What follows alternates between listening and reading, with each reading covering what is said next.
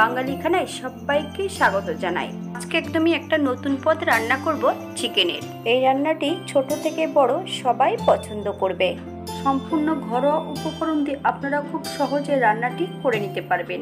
আপনারা তো অনেকভাবে চিকেন রাইস তৈরি করেছেন, একবার আমার মতন করে সহজ পদ্ধতিতে আপনিও শিখে নিতে পারবেন ছোট ছোট টিপস সহ।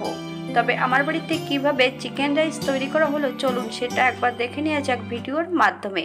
আশা করি আজকের ভিডিওটি আপনাদের ভালো লাগবে। সবাইকে অনুরোধ করছি সম্পূর্ণ ভিডিওটি দেখার জন্য।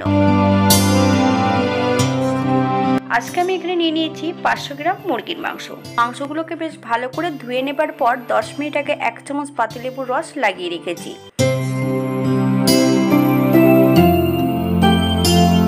এই পর্যায়ে অ্যাড করব 25 গ্রাম জল ঝরানো টক দই, 2 চামচ কাঁচা সর্ষের তেল। বেশ মাংসর গায়ে ভালো করে লাগিয়ে 10 মিনিটের জন্য মাংসগুলোকে রেস্টে রেখে দিতে হবে। আপনাদের হাতে যদি সময় থাকে তাহলে বেশি সময় রেখে দিতে পারেন।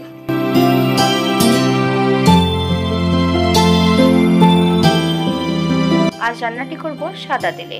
আপনারা সর্ষের তেলেও রান্নাটা করে নিতে পারেন। বেশ মিডিয়াম সাইজের 3টে পেঁয়াজ সরু সরু করে কেটে নিয়েছি। সম্পূর্ণ পেঁয়াজটা ভেজে নেব। সম্পূর্ণ পেঁয়াজটা কিন্তু আমি বেরেস্তার থেকে একটু কম ভেজে নেব। আপনারা আপনাদের পছন্দ মতন পেঁয়াজগুলো ভেজে নিতে পারেন।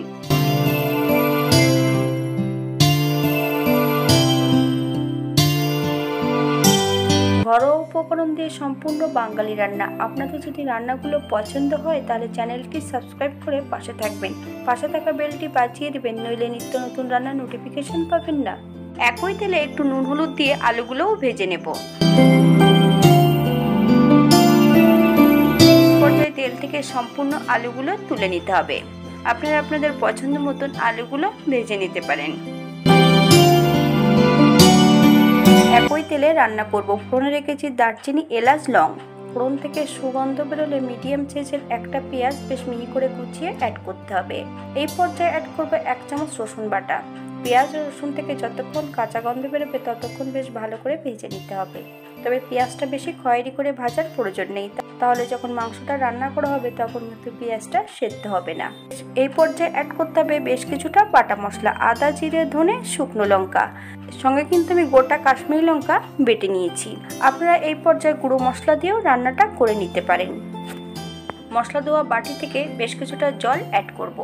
মশলাটাকে বেশ ভালো করে কষিয়ে নিতে হবে, অথবা মশলা থেকে যতক্ষণ তেল না ছাড়ছে ততক্ষণ বেশ ভালো করে কষিয়ে নিতে হবে। তবে আমি রান্নাটি করছি মিডিয়াম আছে। এই পর্যায়ে অ্যাড করব 1/2 চামচ হলুদ গুঁড়ো আর 1 চামচ নুন। আপনারা স্বাদ অনুসারে নুনটা অ্যাড করবেন। মশলা থেকে তেল ছেড়ে দিয়েছে। এই পর্যায়ে অ্যাড করব কাশ্মীরি মেথি পাউডার 2 চামচের মতো।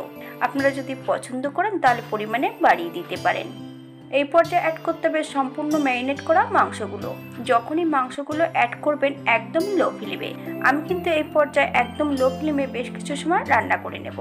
হাই ফ্লেমে যদি রান্না করা হয় তাহলে মাংসের গায়ে টক দই দেওয়া আছে, অনেক সময় তো ফেটে যেতে পারে।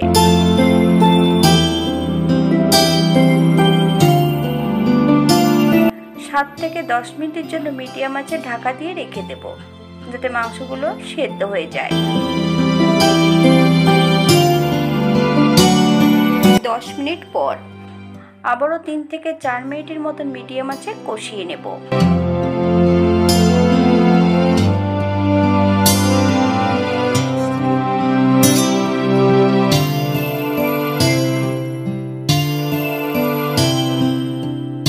এই পর্যায়ে অ্যাড করব সম্পূর্ণ ভেজে রাখা আলুগুলো, 1 চামচ ঘি। বেশ আরও 1-2 মিনিটের মতন ভালো করে নেড়ে চেড়ে নেব। 1/2 চামচ গরম মশলা গুঁড়ো। আপনারা যদি পছন্দ করেন তাহলে পরিমাণে বাড়িয়ে দিতে পারেন। আমি কিন্তু এই পর্যায়ে কোনো গোলমরিচের গুঁড়োটা অ্যাড করিনি। আপনারা যদি পছন্দ করেন তাহলে অ্যাড করতে পারেন। এই পর্যায়ে গ্যাসের ফ্লেমটা লোতে রাখতে হবে।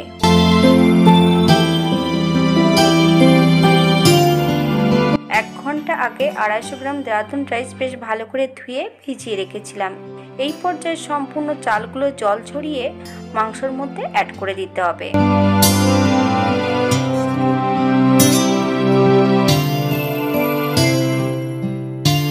ভাজা পেঁয়াজ, 10টা কাজু বাদাম, 1/2 কাপ দুধ দিয়ে একটা মিহি পেস্ট তৈরি করে নিতে হবে। এই পর্যায়ে সম্পূর্ণ পেঁয়াজের পেস্টটা চালের উপরে অ্যাড করে দিতে হবে। যে কটা চাল বাকি আছে সম্পূর্ণ চালগুলো উপর থেকে ছড়িয়ে দিলেই হবে।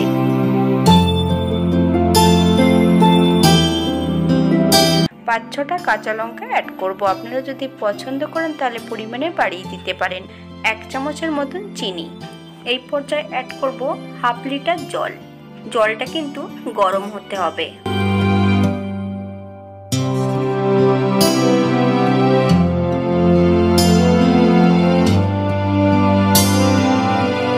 হাফ চামচ নুন। আপনার স্বাদ অনুসারে নুনটা অ্যাড করবেন। যতটা চাল দেবেন তার ডাবল জল দিতে হবে। তবে অনেক সময় চালের ক্ষেত্রে জলটা কমও লাগতে পারে। যদি চালটা কম ফোটে তাহলে জলের পরিমাণটাও কিন্তু কম লাগবে। আপনাদের হয়তো এর থেকে জল কম বেশি লাগতে পারে। হাই ফ্লেমে 5 মিনিট রান্না করে নেব। তারপর মিডিয়াম আঁচে 10 মিনিট ঢাকা দিয়ে রেখে দিতে হবে।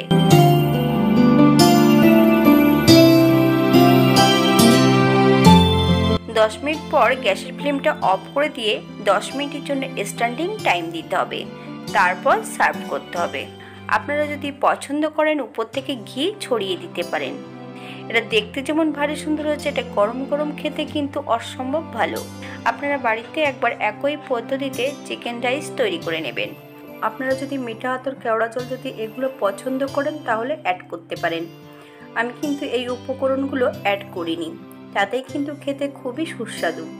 একদম কম সময়ে আপনারা এটা তৈরি করে নিতে পারবেন। হাতে যদি সময় থাকে তাহলে একটা লাইক, কমেন্ট, শেয়ার করবেন। আজকের ভিডিওটি এই পর্যন্ত। সবাই সুস্থ থাকবেন, ভালো থাকবেন। অন্যদিন নতুন রেসিপি নিয়ে আপনাদের সামনে আবার আমি হাজির হব। নতুন ও পুরনো সকল বন্ধুদের অসংখ্য ধন্যবাদ ভিডিওটি দেখার জন্য।